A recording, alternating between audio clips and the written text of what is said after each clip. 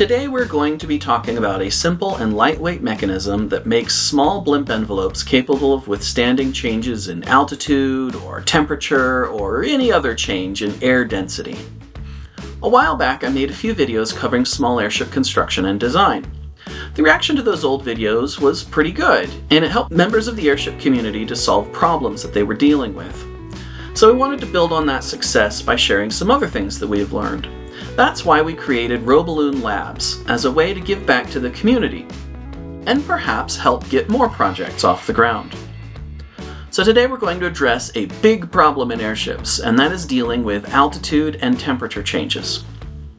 In a standard unmodified blimp envelope, if the air density in the surrounding air increases, the gas inside the blimp will compress, and the blimp will lose its shape and become uncontrollable.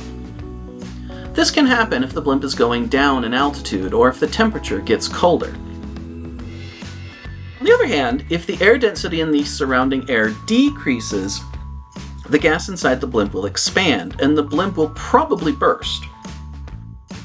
This will happen if the blimp goes up in altitude too far or if the temperature rises too much. One approach to dealing with this problem that we have had success with is what we call the passive ballonet. The purpose of the passive ballonet is to provide a chamber of air that will fill with air if the outside air pressure increases. If the outside air pressure decreases, the chamber of air will empty. The concept is similar to a typical active ballonet like those used on full-size blimps.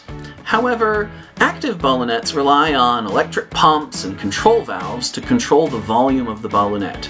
That's fine for a big airship, but it's a problem for small airships. All those pumps and control electronics add weight and complexity and power requirements and all sorts of problems. Not to mention they tend to leak in my experience. Instead, the passive ballonet does this naturally by virtue of the way tension and pressure is managed within the envelope. In its simplest form, a passive ballonet is simply an envelope tensioner and a cover. In this example, the envelope tensioner is made of the kind of latex they use in competitive free-flight airplanes. Basically, it's a kind of rubber that applies a very consistent force as it stretches. The purpose of the envelope tensioner is to maintain pressure on the envelope as it shrinks. This works best if the envelope has a straight cylindrical section at the center of lift. Otherwise, the balance of the blimp will change as the pressure changes. Also, you should reinforce the envelope around the tensioner. An easy way to do this is applying a thick layer of airship glue, and perhaps a second layer of envelope material. And that will protect the envelope from cracking and excessive abrasion. Next, we have the cover. The simplest and lightest cover is just a skirt of envelope material held tight by elastic bands.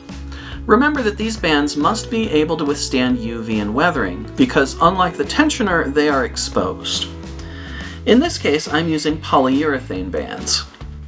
Also, your electric wiring will need some more give in it than you would normally have, because the length of the airship will change depending on the pressure in the envelope. An easy way to deal with this is to run the wiring under the cover and put a kink in there so it can stretch out when needed. You can also use a rigid cover, effectively converting the airship to a semi-rigid design. It is heavier, but can offer less drag, and it can be a convenient place to put loads like solar cells or batteries. This works particularly well with larger passive ballonets. So, what can this do?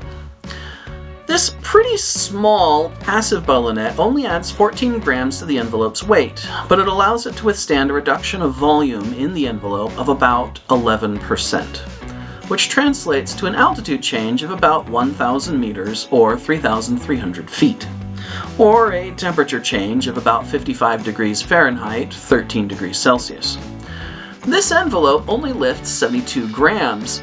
Being able to go up and down 3,300 feet is pretty impressive for such a small blimp. Of course, you could make the ballonet larger by adding additional tensioners, which will increase the ballonet volume and allow you to fly at higher altitudes. There are other benefits to the passive ballonet which are less obvious. It changes how you prep your blimp for flight. Normally, you fill your blimp until you reach a certain pressure. Then you have to adjust the buoyancy and balance of the blimp by adding or removing weights from the envelope. Because the amount of lift of your blimp will vary wildly depending on atmospheric conditions. However, with a passive ballonet, you fill the blimp until a certain amount of lift is reached, and then the pressure just kind of takes care of itself. Also, the convenience of taking a blimp from inside to outside and back again without the need to change anything is really nice. Well, that's about it. Please let me know if this is helpful, and I will see you next time.